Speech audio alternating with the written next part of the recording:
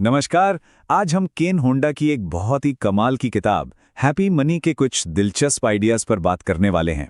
ये किताब हमें सिखाती है कि कैसे हम पैसे के साथ अपने रिश्ते को सुधार सकते हैं ताकि हमारी जिंदगी में और ज्यादा शांति और सुकून आ सके। तो चलिए इस नए नजरिए को समझने के लिए तैयार हो जाइए। तो सबसे पहले चलिए एक सवाल से शुरू करते हैं। जरा एक पल के लिए सोचिए, आपके लिए पैसा क्या है ना? हर किसी के लिए इसका मतलब अलग होता है। किसी के लिए यह सिक्योरिटी है तो किसी के लिए टेंशन की जड़। आइए इस किताब के जरिए इस सवाल के जवाब को थोड़ा और गहराई से समझते हैं। तो हम पैसे को किस नजर से देखते हैं? क्या वो एक दोस्त है जो हमारी मदद करता है या फिर एक दुश्मन जो हमें हमेशा परेशान करता रहता है? सच तो ये है कि हमारी जिंदगी के जो अनुभव होते हैं ना, वही हमारे इस नजरिए को तय करते हैं। आप देखेंगे कि पैसे को लेकर हमारी जो भावनाएं हैं वो अक्सर इन दो बिल्कुल अलग-अलग किनारों पर होती हैं।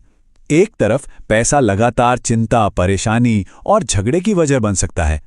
वहीं दूसरी तरफ यही पैसा हमें सुरक्षा देता है, आज़ादी देता है और अपनों के लिए प्यार जताने का एक जरिया भी हो सकता है। केन होंडा यहाँ एक बहुत ही खूबसूरत आइडिया देते हैं। वो कहते हैं कि हमें पैसे को एक बहुत प्यारे मेहमान की तरह मानना चाहिए।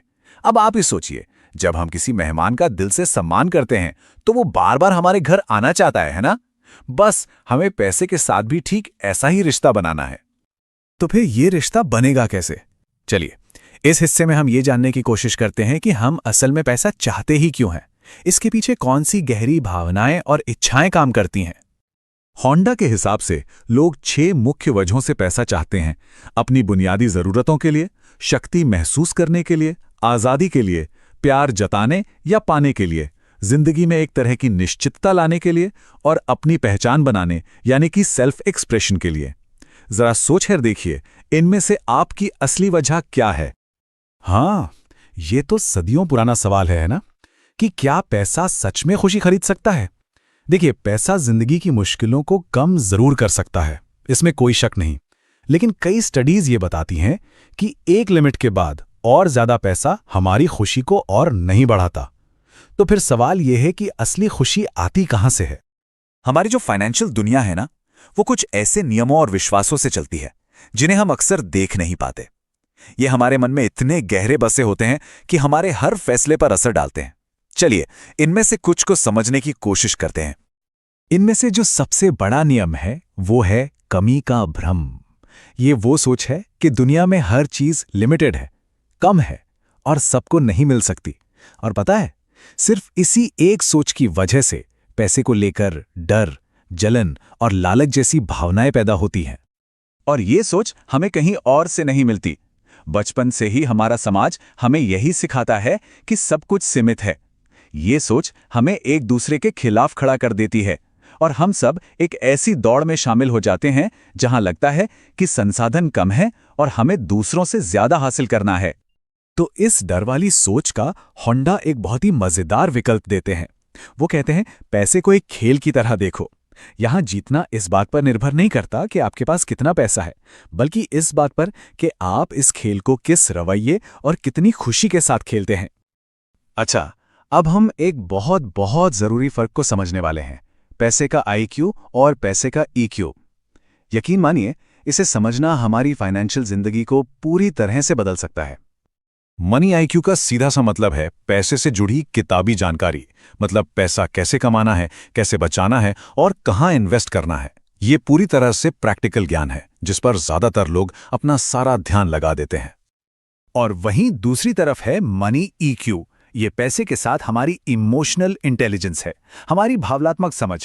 मतलब हम पैसा कैसे लेते हैं, उसका आनंद कैसे उठाते हैं, उस पर भरोसा कैसे करते हैं और उसे दूसरों के साथ कैसे बांटते हैं।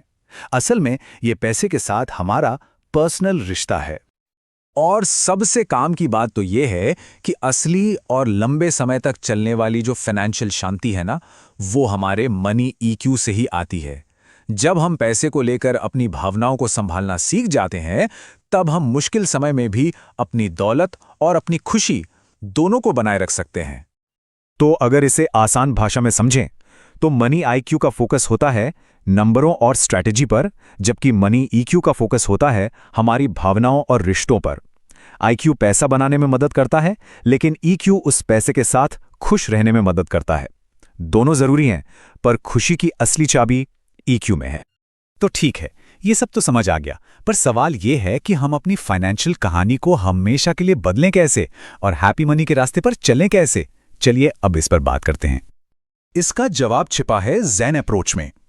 ये फिलॉसफी मानती है कि सच्ची खुशी बाहरी चीजों से नहीं, बल्कि हमारे अंदर से आती है। हमारी मानसिक स्थिति ही हमारे संतोष का असली स्रोत है, न कि हमारा बैंक बैलेंस। इस ज़ेन अप्रोच को अपनी जिंदगी में लाने के 3 बहुत ही आसान से स्टेप्स हैं। पहला, जागरूक रहें, मतलब पैसे को लेकर अपनी भावनाओं और कामों पर ध्यान दें, बिना उन्हें सही या गलत ठहराएं। दूसरा, आभार व्यक्त करें, जो आपके पास है, चाहे कम हो या ज्यादा, उसके लिए शुक्रगुजार रहें।